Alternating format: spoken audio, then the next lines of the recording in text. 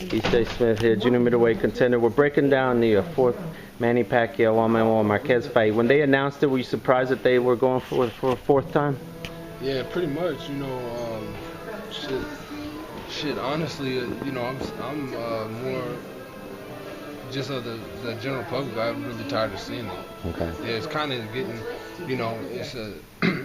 It's not really Marquez. I don't blame Marquez for probably as a competitor. He probably wants to, get over that hump. But far as Pacquiao is like, if Floyd was fighting the same guy 4 or 5 times, people would have something to say about it, And people don't understand that Floyd, the fight would have been made if it wasn't for Bob Arum. Like if Bob Arum wasn't involved, the fight would have been made somehow, some capacity. So people just stick back and they blame him because they're on the outside looking in. And some of us are fortunate enough to be able to talk to Floyd and be able to get his opinions on things and, to be able to know what the deal is. So I just feel like, if Bob Arum wasn't involved, the fight would have been happening. But imagine the outcry that would have happened if Floyd would have fought like Marquez 4 times, or Floyd would have fought somebody 4 times. I just feel like it's unfair criticism. Floyd, he announced he's going to be returning in May, September. What did you think when you heard that news? It was good for the money team. It was good for the boxing in general. I think the one thing that I tweeted on Facebook last night is the money team going to be in the building on both of those cards because those cards are going to be loaded with talent and it's going to be all his fighters. I'll probably be on.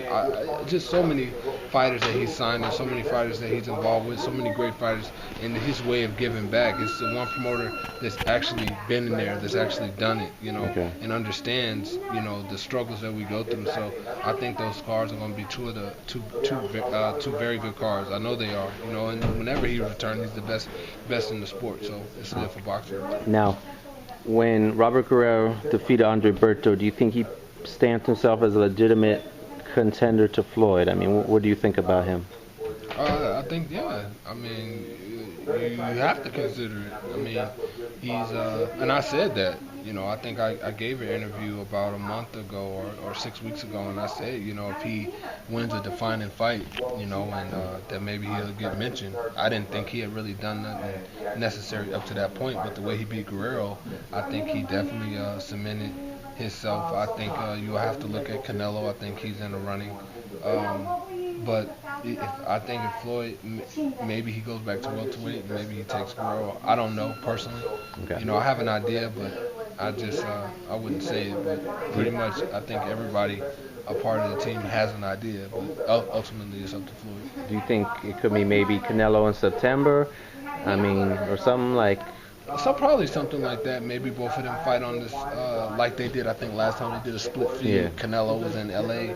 and Floyd was out here. So maybe they do something like that and they meet each other in September.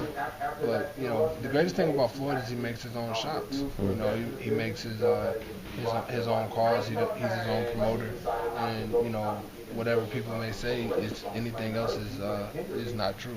Were you surprised the way Austin Trout beat Miguel Cotto? No, people. I'm still of the. There's no disrespect to Trout because I think he's a good fighter, but I'm still just not sold because I don't think Cotto didn't look right. He didn't look like he had a lot left. It didn't look like the Miguel Cotto I watched fight Floyd. Per se. But I remember something after Floyd fought Miguel, and then I said, Floyd's gonna be. I said Cotto's gonna be dangerous for anybody at 154 pounds. And I told this to Floyd after the fight. We was in the locker room. I said, man, he gave you. I said, man, that was a good fight. I said, I never seen you had to dig so deep and pull out a fight like that. And I said, man, good fight. And I said, Cotto's gonna give anybody else problems at 154. And Floyd had said that he didn't know how much Cotto was gonna have left after they fought. And I was like, really? He was like, yeah. He was like, it was a grueling fight. It was a 12-round beating. He was like, I don't think the key thing is how much he's going to have left. And when I was watching the fight, I was looking at it, and I remember those comments from when he fought Cotto, and I was like, man, he's right, because it didn't look like he had a lot left. Now, I'm not saying Austin Trout didn't do his thing. He did, but I would like to see him with somebody else I'm completely sold because Miguel just didn't look right. All right, last thing I was going to ask, another guy you're not completely sold on, WBA middleweight champ Gennady Golovkin. He's fighting Gabriel Rosado. What are your thoughts on that one? I think Gabe has a good chance. Veteran, been in there before, definitely, earned this shot. When it was between him and Guerrero, I didn't think Guerrero personally had did enough to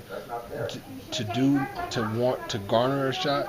I thought, that definitely Rosado had did more, and I think he earned it. I think he's a live fighter.